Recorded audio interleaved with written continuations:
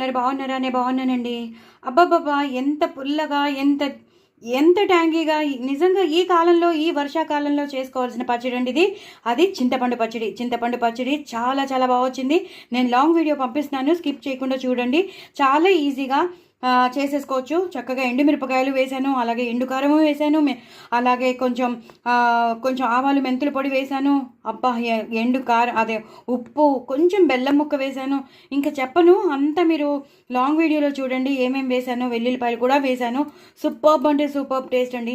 కానీ చేసే విధానం ఒకసారి చూస్తేనే మీకు తెలుస్తుంది. సో తప్పకుండా లాంగ్ వీడియో చూడండి. చాలా చాలా టేస్టీగా ఉండే చింతపండు పచ్చడి. నాకైతే నోరు ఊరిపోతుంది, మాట్లాడుతుంటేనే నాకు నోట్లోంచి సలైవా వచ్చేస్తుంది. అసలు ఆపుకోలేకపోతున్నాను. ఎప్పుడెప్పుడు తిందామన్నా ఉంటుంది.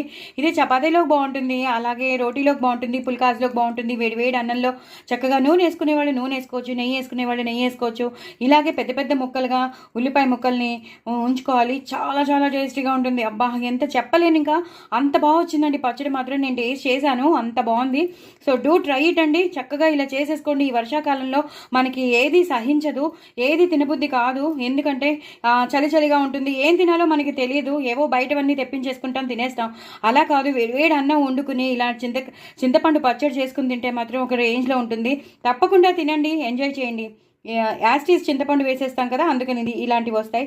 నో ప్రాబ్లం, చాలా చాలా టేస్టీగా ఉంటుంది. అందుకే చెప్తున్నాను. నేను ఎలా చేశానో మీకు తెలియాలంటే తప్పకుండా లాంగ్ వీడియో చూడండి. నా ఛానల్ మాత్రం సబ్స్క్రైబ్ చేసుకోవడం అస్సలు మర్చిపోవద్దు. వెరీ వెరీ టేస్టీ చింతపండు పచ్చడి. అసలు వదిలిపెట్టరు, మళ్ళీ మళ్ళీ చేసుకుంటారు. మీ నోరు ఊరుతూనే ఉంటుంది, నాకు కామెంట్ బాక్స్లో పెడుతూనే ఉంటారు.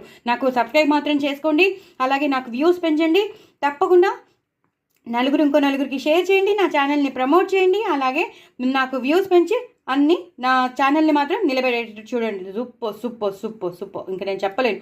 చూసారా, అది గింత పడిపోతుంది ఇలా కదుపుతుంటే. బట్ కదిపితేనే మీకు తెలుస్తుంది కదా.